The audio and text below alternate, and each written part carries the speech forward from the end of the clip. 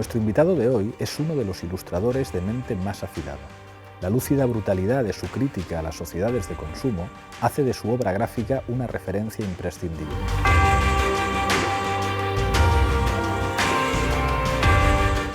En otra vuelta de tuerca, Miguel Brieva.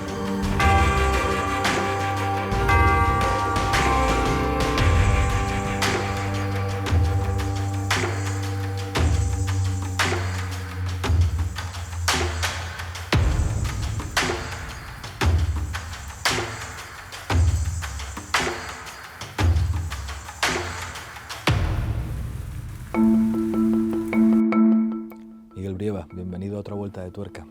Muchas gracias. Este programa siempre empieza con un homenaje al psicoanálisis y preguntamos por la infancia. Tú naces en el 74 en Sevilla, eres hijo de científicos. ¿Cómo eras de pequeño? Pues bueno, tampoco hay mucho que contar. Pues un niño normal, creo que bastante afortunado porque tuve una infancia feliz y bien avenida y no tengo ninguna queja a ese respecto. Yo diría que las quejas vienen a partir de dejar de ser un niño. En mi caso. ¿Cuándo empieza tu interés por la política? Porque tus ilustraciones, ahora hablaremos de eso y le daremos más vueltas, pero tienen una carga política muy potente. ¿Cuándo te empieza a doler la política? Bueno, yo creo que es algo que va un poco gradualmente, pero que tiene mucho que ver, obviamente, con lo que veo en mi familia, ¿no? Y en mi caso, mis dos padres han estado siempre muy implicados políticamente y creo que son gente que han tratado de ser coherente y en todo momento, bueno, pues eso, de ser coherente con las ideas que han tenido y las han puesto en práctica. He oído mucho hablar en casa desde muy niño, esas inquietudes, ¿no? Y de algún modo pues yo me he ido impregnando un poco de eso, ¿no? Y cuando me he ido haciendo adulto, pues he notado que ya estaban en mí, han sido un poco... A veces me hubiera gustado, y de hecho me gusta hacer otro tipo de derivas, pero siento que es como una urgencia y además cada vez más apremiante el pensar sobre estas cosas, ¿no? ¿Y por qué dibujar? O sea, ¿cuándo llega la ilustración a tu vida? O sea, ¿por qué tomas...? Porque es una decisión casi profesional estudiar Bellas Artes. O sea, ¿cuándo entiendes que te vas a dedicar al dibujo?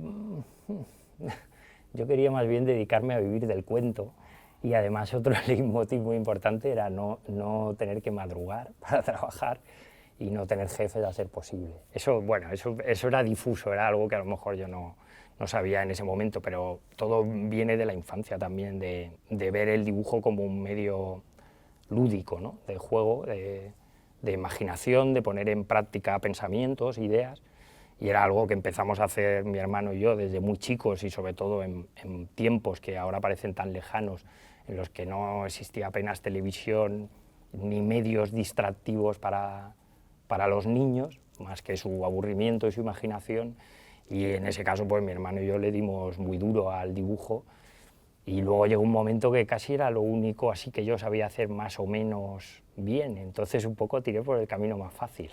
Me han dicho que tu otra pasión, aparte del dibujo, es la música.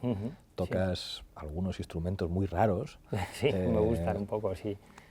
¿Cuál es la relación? Porque también te he leído que, claro, cuando te dedicas a la ilustración pasas muchas horas en las que tu única compañía es la música. ¿Cómo es tu relación con la música como músico y como ilustrador? O sea, yo diría, y esto después de haberlo compartido con muchos compañeros dibujantes, ilustradores, hay un tándem ahí oculto que realmente es común a casi todos, ¿no? Ya no solo el hacer música, que también hay muchos dibujantes músicos, pero sí el tener una pasión por la música y una gran veneración, cada uno con sus estilos, pero yo creo que efectivamente tiene que ver con pasar mucho tiempo solo, divagando en tareas creativas y de algún modo la música es como el acompañante constante, ¿no? Y luego en mi caso, pues también yo he escuchado mucha música desde niño, mi padre era muy aficionado a la música, lo sigue siendo, y una variedad de músicas enorme, entonces para mí es como, no sé, como el aire que se respira. Yo además creo, y eso es una teoría que se va sentando a nivel histórico y tal, que los orígenes del propio lenguaje son a través de la música, son musicales, y por eso la música tiene un arraigo tan fuerte, tan poderoso, tan telúrica en los seres humanos, ¿no? O sea que incluso ahora que la música tiende a frivolizarse y a verse como un entretenimiento de masas así, sin ningún, como un poco frívolo, yo creo que hay que reivindicar la música como algo muy trascendental y casi sagrado. Te montas tu propio fanzine, Dinero, que distribuyes, o sea, prácticamente caminando con una mochila con el fanzine, y llegas a publicar en El País, en La Vanguardia, en Rolling Stone. Digamos, ¿cómo es esa trayectoria, digamos, de pasar del fanzine autoproducido a ser un respetadísimo ilustrador que medios del mainstream te llamen? Pues un poco azarosa, porque desde luego tampoco era lo que yo me proponía, ¿no? A mí me gustaba cuando acabé la carrera y con amigos nos dedicábamos a jugar, porque para mí siempre esto es un juego y si no, no tiene mucho sentido. Y hacíamos fanzines, hacíamos publicaciones, nos daba igual, nos inventábamos historias y a raíz de ahí pues yo empecé haciendo y empecé a juntar esos dibujos que salen en Dinero, que son como unas viñetas así un poco sarcásticas, ¿no? O de satíricas, ¿no? Sobre el mundo actual, que digamos que en aquella época todavía era más, quizá había un mayor contraste porque a principio de este milenio pues hablar de capitalismo parecía una cosa como de modé, casi vintage, así como que no... Bueno, ahora ya hemos visto que eso era más bien una borrachera en la que estábamos y ahora quizá hemos abierto un poco los ojos, ¿no? Pero yo te digo que era más como un desahogo y un deseo lúdico por mi parte y luego de compartir con la gente, y de ahí pues de repente me vi trabajando para El Jueves o El País o el Rolling Stone, o sea, para cabeceras que yo tampoco habría abordado directamente o lo que sea. Y bueno, pues mira, fue una feliz coincidencia y que me ha permitido desarrollar mi trabajo, ¿no? Tus cómics tienen, digamos, como una enorme profundidad política, pero al mismo tiempo una estética muy underground. O sea, es, digamos, una combinación, yo creo, que llama la atención y que define a Miguel Brieva. ¿Cuáles son tus referentes? O sea, ¿cuáles son los tebeos que tú leías o las referencias estéticas para dibujar así? Pues el caso siempre con los referentes es que, claro, yo ahora te puedo decir como mis referentes más claros, y además se ven de manera muy evidente y explícita, yo los reconozco y los admiro, pero creo que al final te están influyendo en más como una especie de universo de influencias en el que puede que no haya cosas directamente ligadas con lo que luego va a ser tu trabajo, pero que sin embargo te van construyendo lo que tú luego vas a hacer, o sea, desde Asterix o Tintín o estas cosas que toda la escuela bruguera, a gente como Carlos Jiménez luego, ¿no? Con un realismo social que tampoco es el que yo he practicado, pero sin embargo que me influyó un montón.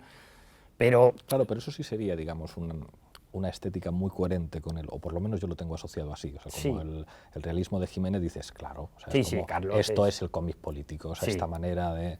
Sí, pero por ejemplo Moebius, que es un cómic ya, pues sí, que hay tintes políticos en el Incal o en algunos otros cómics o cosas con Jodorowsky, pero también digamos que el cómic fantástico, las ilustraciones, yo qué sé, del espacio, o sea que todo eso era un entramado así onírico que a mí me fascinaba, pero que luego yo me vi un poco, como hablábamos antes, pues me vi como arrastrado por esa urgencia como de tratar otros temas, que eran los que verdaderamente a mí me tenían con un run run permanente, y en ese sentido yo sí que veo que a veces hay autores que por trabajar con él en el campo del humor o del cómic se ven un poco así como menospreciados, parece que se les quita relevancia. Yo hago una defensa del humor como una forma de arte, cuando lo tiene, igual que, o sea, la escritura es arte cuando tiene arte, si no, pues son palabras, ¿no?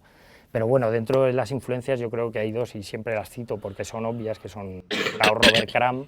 Tú hablas de esa estética underground y bebe mucho de eso, y por otro lado el Roto, que es producto nacional, producto local, pero que es también para mí uno de los maestros, no ya de la sátira, sino del pensamiento en general, yo creo que hay en este país, ¿no? No se deja entrevistar el muy cabrón.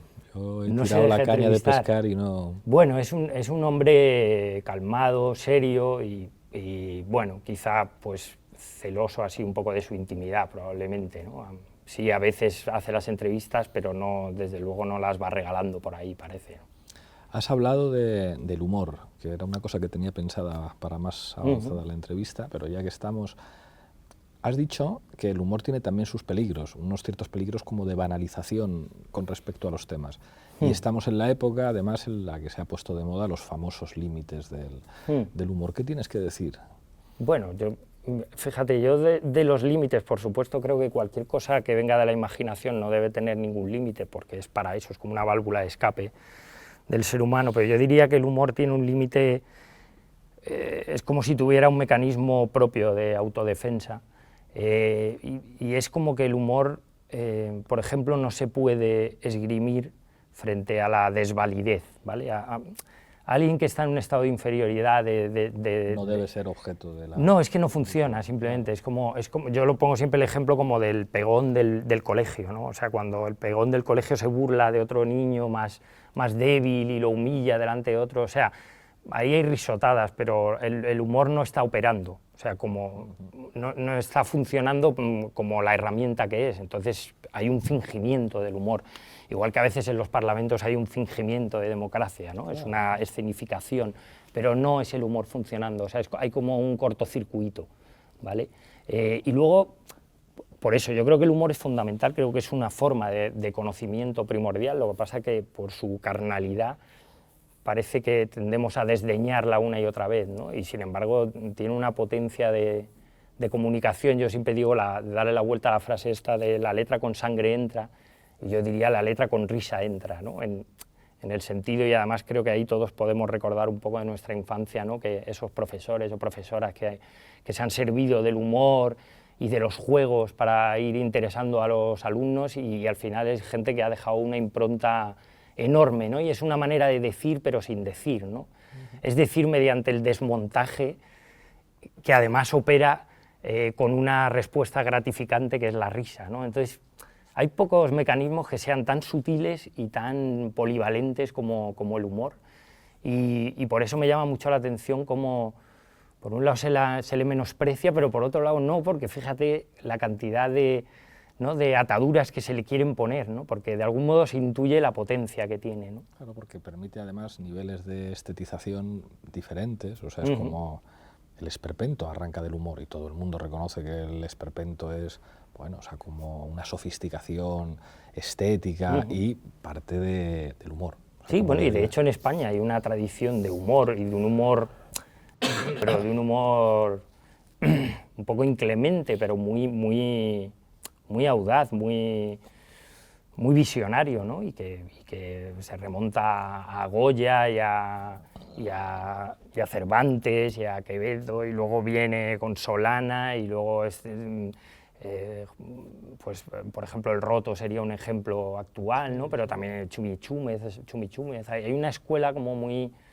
Bueno, que yo creo que debería de ser casi uno de nuestros patrimonios, ¿no? Y luego está el humor popular, y luego todavía más allá, que es la forma de creatividad popular más extendida en el ser humano, el humor, porque si te paras a pensarlo, su unidad básica, que es el chiste, y que en España somos ¿no? Nos gustan tanto los chistes, o sea, ¿quién los inventa? ¿De dónde salen? O sea, hay un manantial infinito en algún lugar, hay un señor en Soria o una señora en Soria que se está inventando todos estos chistes, o sea, ¿de dónde vienen? Nadie reivindica su autoría, no son los chistes de los morancos, son chistes populares, ¿sabes? Para mí eso es como eso, es un nivel de creatividad colectiva que no apreciamos lo suficiente, ¿no? Has dicho que los cómics son un poco el cine de los pobres, o sea, que es una manera de hacer cine cuando tienes pocos recursos económicos. Yo sé que tú has colaborado con algunas pelis. ¿Te verías haciendo cine? O sea, ¿te verías convirtiendo tus historias en cine? Me encantaría, vamos. Lo llevo años deseando y tengo varias cosas escritas, pero por otra parte también veo que de las dificultades que implica. Tengo muchos amigos cineastas y conozco amigos técnicos, y conozco un poco la industria, y claro, veo que hay tanto dinero en juego que eso hace que sea todo complicado. Yo he tratado de mover a una pequeña escala algunos proyectos y he visto que era, bueno, pues eso, y entonces a lo mejor ha sido mi pereza, o ha sido ver que, bueno, que a lo mejor tratar de si yo lo hago no es por hacer cine, sino por poder contar ciertas cosas que tengo en la mente. Si veo que hacer eso al final no lo voy a poder hacer porque voy a tener que transigir con 20 cosas y va a ser todo como una pelea constante, claro, pues digo, joder, pues con lo cómodo que estoy aquí en mi mesa, y es verdad que no tiene la misma escala, la misma impronta un cómic que pero sin embargo qué facilidad, ¿no? No dependo de nadie y dependo de mi paciencia y de mi imaginación para contar lo que yo quiera, ¿no? Pero efectivamente me parece, y eso de hecho el Roto la primera vez que fui a verlo me lo dijo, ¿no? Hace ya muchos años, fui a llevarle algunos cómics de los que había hecho, y él me dijo, deberías dedicarte al audiovisual, ¿no? Como él ya veía que esto, bueno, pues se veía venir un poco, ¿no? No sé, a lo mejor aún hay tiempo. Ahora hay tiempo, claro que sí. Diccionario del franquismo, te decía antes de que empezara la entrevista que yo no sabía que Vázquez Montalbán en el año 77 había escrito un libro, digamos, como describiendo los términos, además describiéndolos en un momento, bueno, cuando acababa de morir Franco y estaban en plena actualidad, un libro que has ilustrado. ¿Cómo ha sido la experiencia de, por una parte, estudiar el libro de Vázquez Montalbán y retratar el franquismo con tus dibujos? Bueno, no es la primera vez, he hecho algunas otras cosas así, bueno, de memoria histórica y digamos que tampoco no me pilla de nuevas, es un tema que me parece fundamental y no interesante, sino necesario, ¿sabes? En este caso, Vázquez Montalbán, yo sobre todo tenía el recuerdo de sus columnas en la prensa, pues los 80, los 90, y recuerdo de ser una de esas pocas voces que a mí, en una especie de aluvión que iba en una dirección que yo no acababa de entender, era de las pocas voces con García Calvo, Rafael Sánchez Ferlosio, bueno, que hacían un poco de resistencia, Aro Teclen, ¿no? Que resistían un poco este tsunami neoliberal, un poco diarrea mental que había en el momento, ¿no? Y esta propuesta me llega de Anagrama porque están reeditando toda la obra de Vázquez Montalbán y este era un libro que estaba descatalogado y creo que justo llega en un momento como muy adecuado, porque se han empezado a remover quizá desde el lugar equivocado, ¿no? O sea, algo de la memoria histórica, ¿no? Bueno, pues con los nuevos partidos que han surgido, con estas inquietudes que hay a día de hoy, ¿no? Con el reauge un poco de ciertos pensamientos que creíamos ya extintos, ¿no?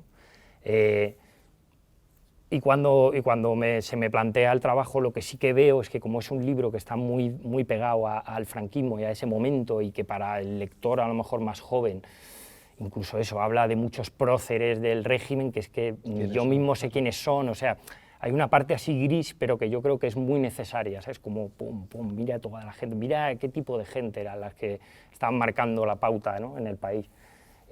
Pero sí que veía que, como ya hay mucha documentación pues de la posguerra, de cómo así era la España franquista, sí que quería darle como una pequeña vuelta de tuerca y acercarlo a nuestro tiempo, ¿no? Como ahora pues con partidos como Vox y tal, de repente esto como que se ha vuelto a hablar y ahora la exhumación y todo esto, pero sí me gustaba, quería que hubiera un diálogo entre esa tristeza que se ve en gran parte de las imágenes del franquismo, ¿no? Esa cosa como rancia, apagada, con muy poca vitalidad, ¿no? Y contrastarlo y que jugara pues, con el mundo actual, tan colorido, tan de nuevas tecnologías, ¿no? Y cómo sería ese maridaje que es un poco indigesto y se ve en las imágenes, pero que me parece que puede ser sugerente ese contraste, ¿no? Porque a esta gente que hace la defensa del franquismo yo le diría, y estos jóvenes a lo mejor que están ahora con todas las redes sociales, con otra cosa en la cabeza, decirles, bueno, vamos a ver cómo combina esto con un mundo de posguerra como la española, o sea, Total. en fin. Has ilustrado también La Odisea, traducida por tu madre. ¿Esa experiencia cómo fue? Bueno, eso es justo lo último que acabo de hacer, acabamos de terminar las presentaciones, pues ha sido una experiencia muy gratificante que yo efectivamente no hubiera hecho por mí mismo. O sea, fue una propuesta, digamos, de mi madre, una iniciativa, pero como mi madre es una persona bastante sabia, yo confío ciegamente en ella y la verdad que creo que ha quedado, bueno, pues un libro muy bonito y sobre todo como una adaptación de la Odisea que yo creo que la puede acercar a cualquiera lector actual que quizá pues no está acostumbrado a leer los clásicos y clásicos tan antiguos como este, bueno, pues siendo perfectamente fiel al original en griego, sin embargo está hecho con mucho cuidado para que sea muy accesible, no solo por las ilustraciones, sino por ciertos retoques o reestructuraciones que ha hecho mi madre en la adaptación, que creo que al final, bueno, pues eso, acercan mucho el libro, ¿no? Y el libro verdaderamente, además, desde el día de hoy tiene unas lecturas también muy interesantes, ¿no? Más allá de las que tradicionalmente se le han dado, ¿no? Te quiero preguntar por algunas temáticas de tus historias. Cuando empecé a ver la serie Mad Men, inmediatamente me acordé de ti, porque hay algo, digamos, de esa publicidad estadounidense de los años 50, de los primeros años como 5 o 10 años después de terminada la Segunda Guerra Mundial, hay una especie de boom de una sociedad de consumo en los Estados Unidos. Entonces aparece la familia feliz, con ellas vestidas de rosa, las casas con su jardincito, el césped, el perro, los primeros electrodomésticos que entran en las casas y que son, digamos, como un símbolo de la prosperidad.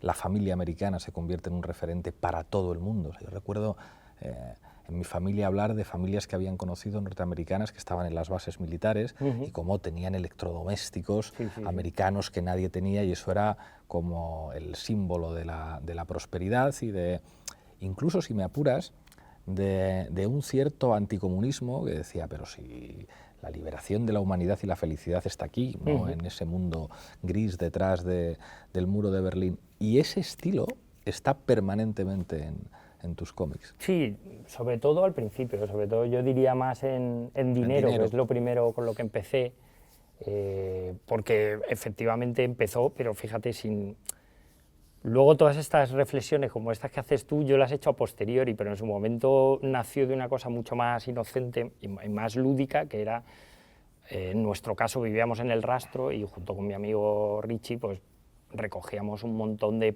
periódicos y revistas de estas, cuando ya se desmonta el rastro, que quedan ahí tiradas por el suelo, y eran pues la revista Life, Época, etcétera, toda una serie de revistas de los 50, 60, con una calidad gráfica impresionante y con ese imaginario que, visto pues desde los 90, que es cuando nos pusimos nosotros, era como un pastelito, o sea, y simplemente empezar a un poco lo que hacían los situacionistas, pero que yo en aquella época pues tenía 20 años y tampoco había leído eso a Debord ni nada, y era pues rehacer lo mismo, un poco siguiendo la misma lógica, que era como, bueno, como ajustarle las cuentas al mundo un poco, o a las cosas, ¿no? A las cosas que veíamos que no tenían sentido, pues lo que hacíamos era reírnos de ellas. Una vez más, el humor como elemento de reubicarse en el mundo o algo así, ¿no?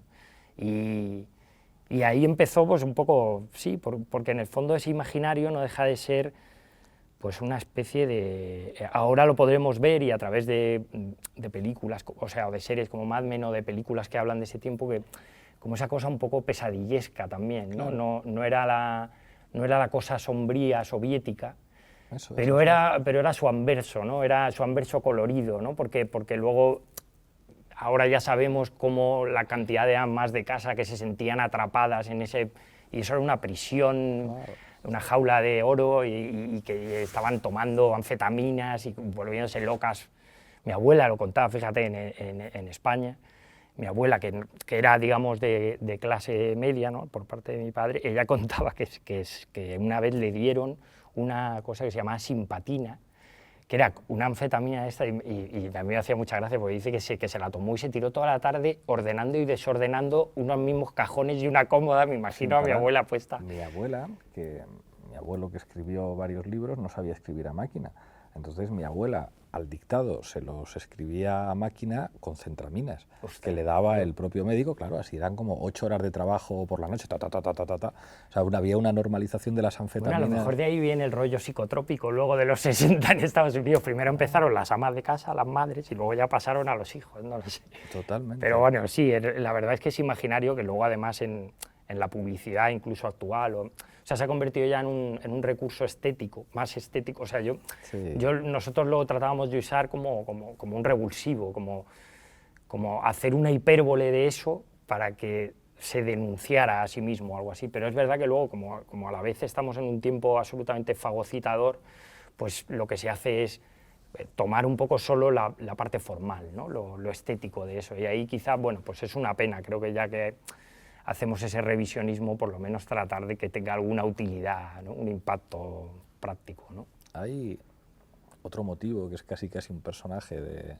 Es verdad que de los cómics de la primera época, que es la televisión. O sea, la televisión, digamos, es casi muchas veces el centro en torno al cual se va construyendo lo demás. Y yo creo que en algún sitio has dicho como que las casas se diseñan, digamos, para acompañar a la televisión como electrodoméstico principal. Sí, para albergar a la televisión y ocasionalmente a los seres humanos que hay en torno a ese aparato, ¿no? Claro, luego eso, fíjate, hablando hace poco con una amiga y viendo de cómo han ido cambiando las cosas con los móviles, con todo esto, de repente hacíamos una reivindicación de los 90, de la familia reunida viendo la televisión junta, que era... Ahora parece la hostia. Claro, y ahora parece como algo cargado de, no sé, de cariño, de compartir, claro, porque está cada uno ya totalmente atomizado, ¿no? Pero realmente en los 90 eso era el foco de la alienación, ¿no? O sea, Y ahora, fíjate, yo esto lo vivo, o sea, para mí un tema de discusión familiar muy frecuente es como, coño, deja el móvil y vamos a ver la serie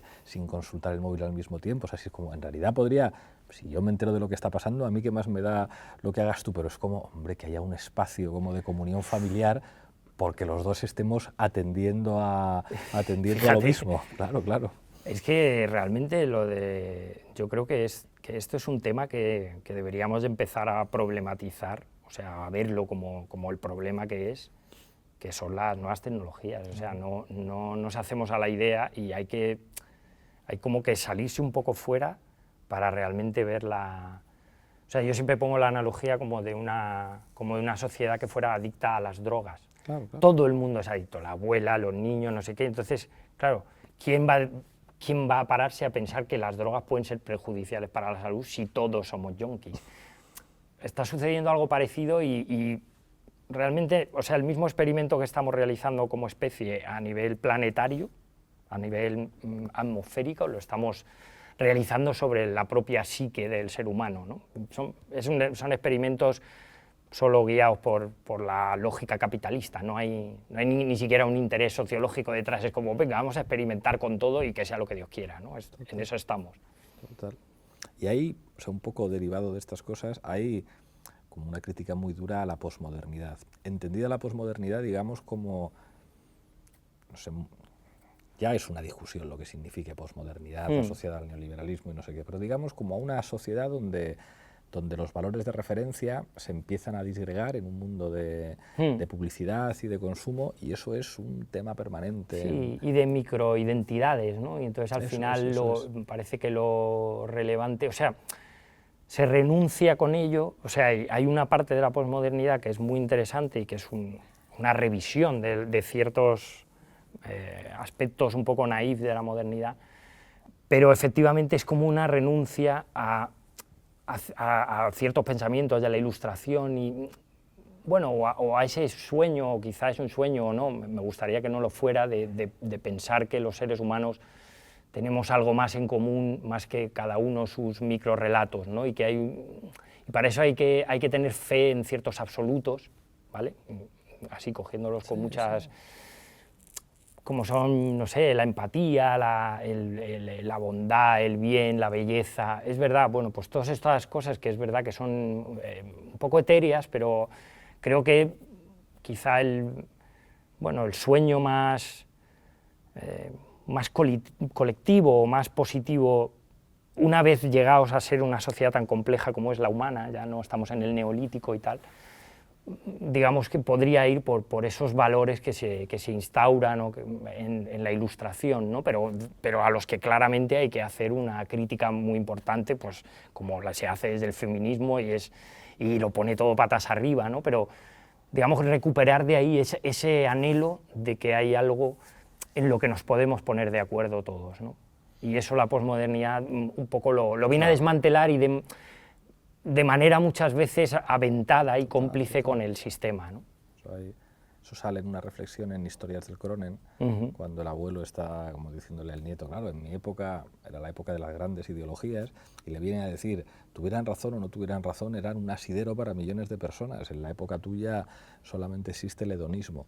A partir de ahí, yo creo que también una serie que me recuerda mucho a tus cómics es Black Mirror, digamos, donde hay, no, digamos que Black Mirror cada capítulo es una historia distinta, pero hay algo distópico en Black Mirror que se ve en la manera en la que tú tratas ciertos temas apocalípticos. Digamos, el apocalipsis no aparece como una catástrofe que lo va a destruir todo, sino que aparece como una realidad sobre la cual los seres humanos siguen viviendo con total normalidad. O sea, es como la imagen esta como de basureros radiactivos que aparecen en algunos cómics tuyos, y como las familias sonrientes, digamos, siguen viviendo ahí. Sí, el apocalipsis es un proceso en el que estamos, digamos, claro, o sea, es el día a día. Entonces, que nos habían contado que el apocalipsis, esto es en un par de horas, que llegan los 4 jinetes y se acaban. No, exactamente. No, o sea, vivimos en el apocalipsis. No, esto es lentamente, es un proceso y está en nuestra mano decidir a partir de qué momento pensamos que ya hemos rebasado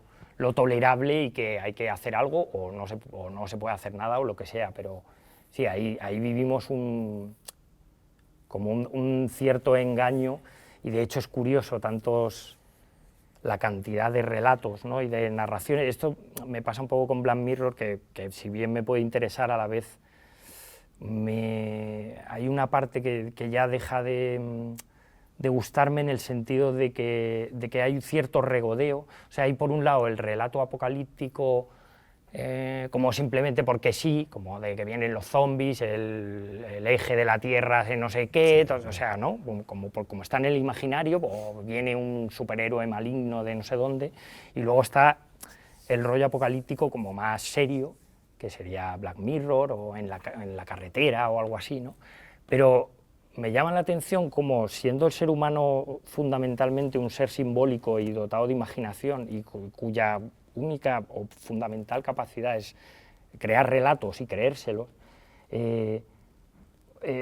parece increíble que en ninguna de estas plataformas ahora de miles de contenidos y tal haya nunca historias que planteen o que se muevan en torno a un eje de otra, como de otra lógica alternativa a la capitalista, a la actual, ¿no? Y eso, Black Mirror es como continuar esa lógica para decir, oye, que esto puede pasar, o de hecho está pasando, pero a la vez es en sí mismo apocalíptico, porque está la gente recostada en su casa viendo Netflix y viendo como otro apocalipsis como posterior, y entonces postergando el tomar conciencia del apocalipsis momentáneo. Entonces ahí sí que he hecho en falta, y creo que sería el gran reto un poco como especie ahora mismo, y casi también con la misma urgencia, que es ser capaz de generar relatos propositivos, y si no propositivos, por lo menos conforme a otras lógicas. O sea, que no sea redundar, ya sea en la evasión o en el apocalipsis, en lo mismo que nos está llevando a eso, ¿no? Pero claro, eso implica un esfuerzo enorme de imaginación por parte de todo el mundo, de los creativos, y luego también implica que haya cierta receptividad por parte de esas plataformas creadoras de contenido, que no sé hasta qué punto están muy interesadas en plantear ese tipo de relatos, que pueden ser de todo tipo, ¿no? Pero que de algún modo te hagan entender que podemos concebir otro mundo distinto, ¿no? Es que eso, Zizek tiene una reflexión muy cabrona y muy provocadora como la suya, en la que dice: hemos visto en el cine cientos de veces el fin del mundo, pero nunca el fin del capitalismo. Exactamente. Es decir, no se hace un cine diciendo, imagínate cómo sería un sistema económico distinto, un sistema social con otras prioridades y otras maneras de organización política. Eso es imposible verlo en el cine. Eso sí, que llegan los alienígenas, los zombies, que todo explota, incluso lo que decías, la distopía más sofisticada como Black Mirror, eso es un tema muy frecuente, pero imaginar simplemente una sociedad mejor... Efectivamente, parece que hay bueno, que nuestros resortes imaginativos, el humor mismo, o sea, parece que tienen más capacidad para moverse en el terreno de la crítica, o de mostrar las cosas de maneras complejas y tal, que lo otro es como entrar en terreno ignoto, ¿sabes? Porque Pero quizá es lo que deberíamos hacer, porque ahora mismo ya estamos en terreno ignoto. O sea, Pero eso es alucinante porque se ha sustituido la ingenuidad del progresismo, de entender que la historia avanza en una dirección progresiva y que cada vez vamos a estar mejor, y mira, pues el derecho al voto, los derechos de las mujeres, el no sé qué. Toda la ciencia ficción anuncia una catástrofe. Incluso con Matrix, que tuvo muchísimo éxito, claro, el dominio de la tecnología va, digamos, a traducirse en unos niveles de opresión brutal contra el género humano, que dices, ¿alguien podría hacer a lo mejor una película diciendo, no, no, no, precisamente el dominio de la tecnología lo que hará será poner un poco de racionalidad a esto, porque permanentemente atribuimos además a las máquinas comportamientos absurdamente humanos. De repente las máquinas odian, las máquinas son ambiciosas, las máquinas, y es llamativo, es decir, que no haya, digamos, una proyección de que el futuro pueda ser más racional, más tranquilo. Bueno, hay una proyección que sería la que te hubiera hecho Steve Jobs si le hubieras metido un enchufe en su cabeza que te hubiera mostrado, probablemente él lo veía y tiene que ver pues con esas casas a las que le puedes hablar, el horno se pone solo, viene tu perro robot, o sea... Pero es una proyección también súper naif, o sea, o sea, en esa ecuación no entran ni los recursos naturales, ni la escasez de hidrocarburos, ni el cambio climático, ni nada, ¿no? Entonces, bueno, pues sí, no deja de ser otro relato más y otra fantasía. Pero esto es llamativo, o sea, yo sé que una de tus principales preocupaciones tiene que ver con el ecologismo y con el cambio climático. De nuevo, en las distopías, que esto sería muy sencillo, o sea, en una distopía puedes poner lo que quieras, es decir, no, no, no, aquí ahora todo funciona por energía solar, todo son energías renovables, o sea, es como, sería muy sencillo hacer ecologismo de ciencia ficción. Exactamente. No aparece. No aparece, y además hay una resistencia, porque claro, aunque dices, ese relato ingenuo del progreso, aunque está ahora ya medio desmitificado, pero lo tenemos muy machacado, entonces... O sea, pensar, por ejemplo, en el futuro en términos positivos, probablemente nos llevaría a imaginar un futuro que tiene más que ver con los años 60 del siglo XX. Con el pasado, claro, el futuro anterior. Exactamente, claro. O sea, con unos bienes, o sea, con unos niveles de consumo y con unos hábitos, etcétera, que pueden ser nuevos, porque todo nos lo podemos reinventar, nuestra potencia para reinventarnos es infinita, pero desde luego en términos materiales, que ahí está la cuestión, pues implica no retroceder a las cavernas, como dice la gente cuando se pone en plan exageradísima, ¿no? la gente que se indigna con este tipo de planteamientos ecologistas, pero sí de hacer cierto repliegue hacia modos de vida más sencillos, pero perfectamente vivibles. O sea, con el taxista con el que venía ahora, cuando le digo que yo no uso móvil, se queda el tío flipado y yo le digo, pero si es que en realidad era un poco mayor que yo, le digo, si en realidad nosotros hace 20 años, o sea, hemos vivido, pero ya cuesta imaginarse. Lo que pasa es que yo ya no me lo puedo imaginar, o sea, no concibo cómo quedaba la gente, no concibo cómo ligaba la gente, cómo se podía ligar sin móvil, cómo se podían, o sea, cosas que ahora...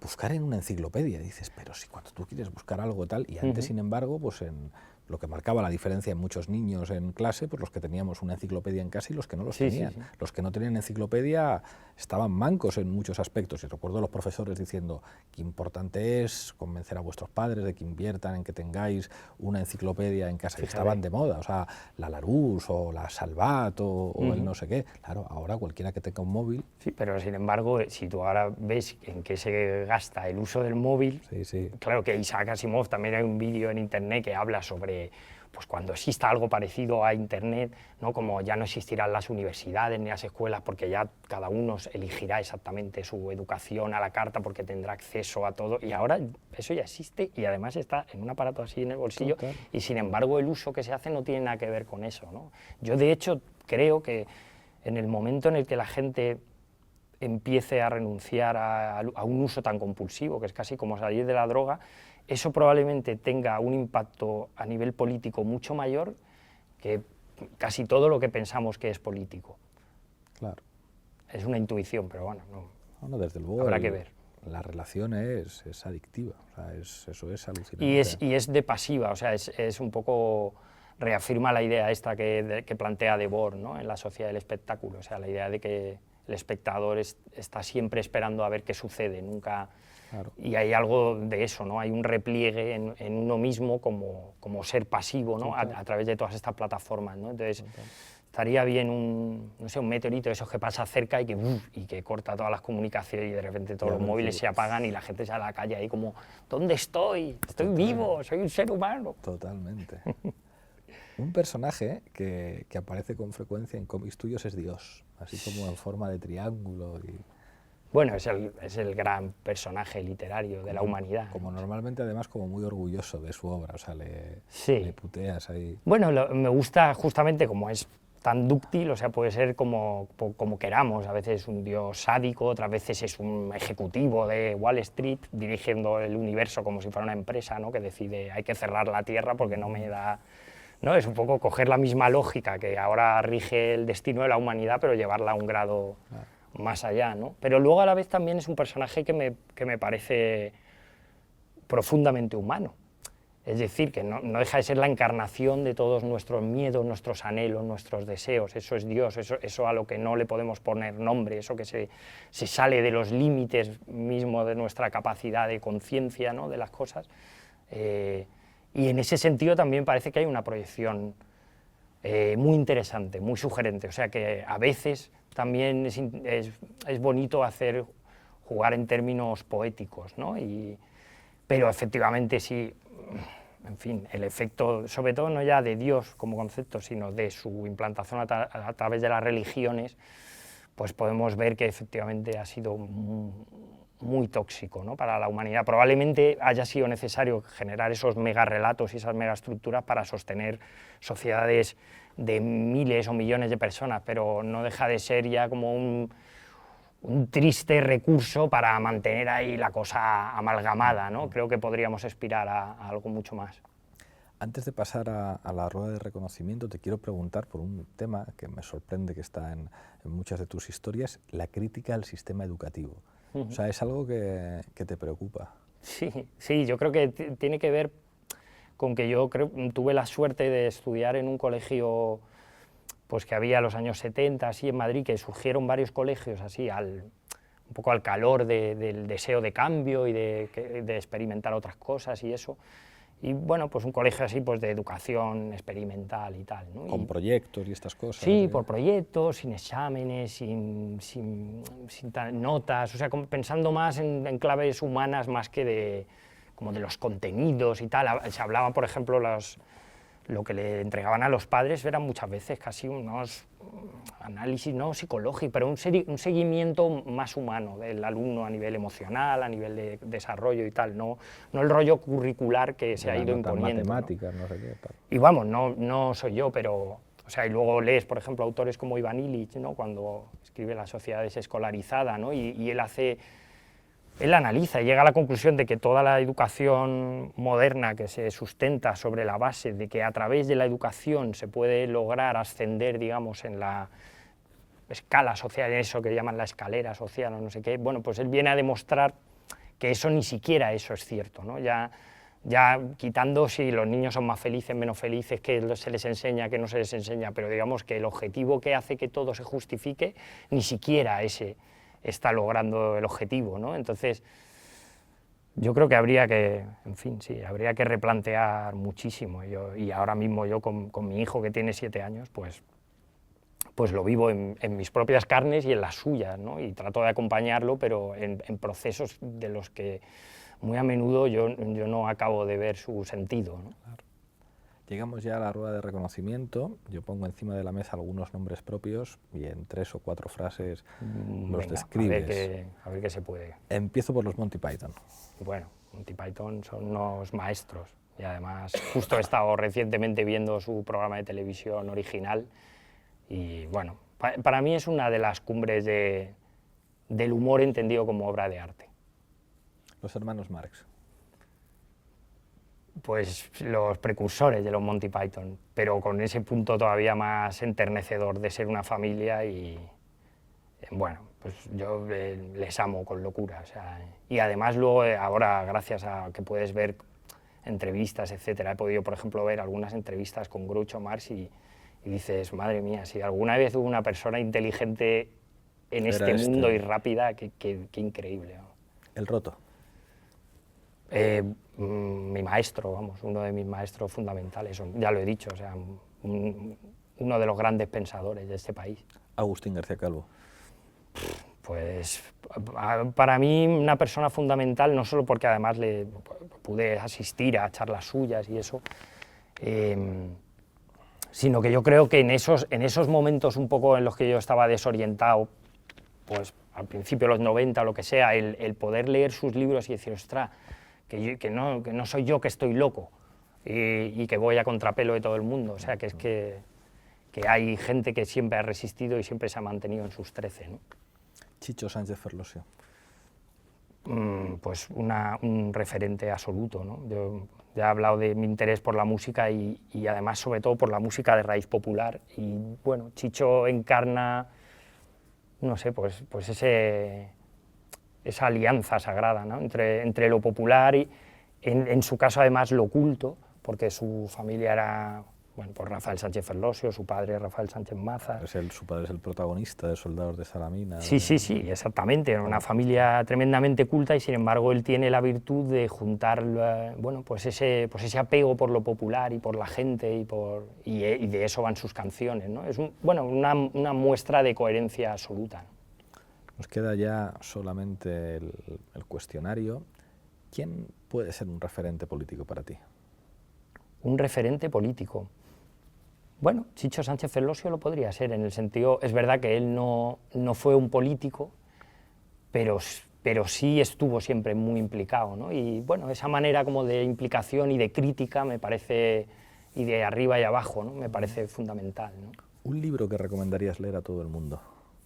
Se me ocurre uno que he regalado mucho y que se llama Reflejos del Edén, de la primatóloga Birute Galdicas, que es la mujer que estudió a los orangutanes por vez primera, junto, bueno, de las 3 primatólogas con Diane Fossey y Jane Goodall.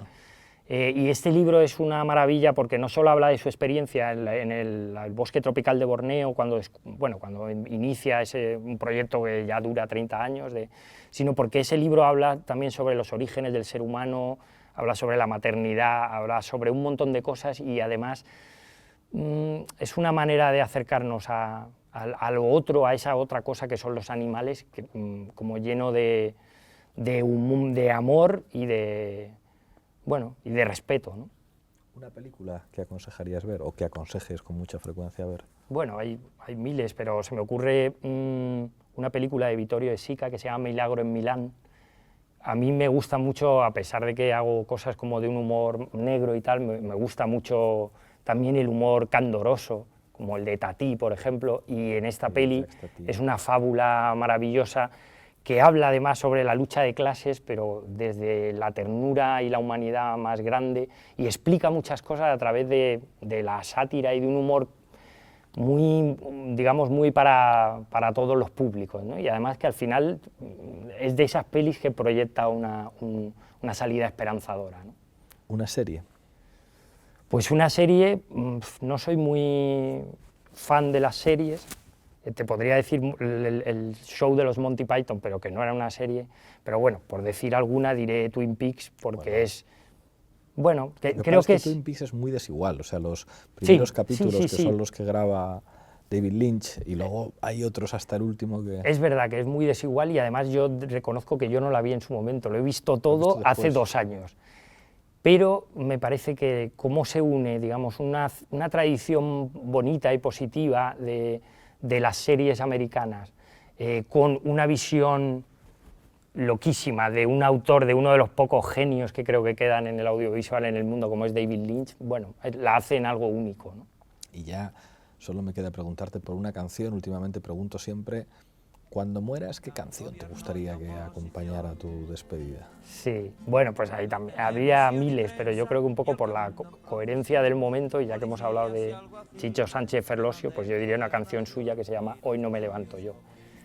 creo que podría ser coherente con eso de estar muerto. Muy hermosa, pues ya solo me queda pedirte que cojas con la mano izquierda la taza de la tuerca y mirando a esa cámara brindes por lo que quieras. Bueno, pues me gustaría brindar porque la imaginación y la esperanza nos hagan prevalecer a todos.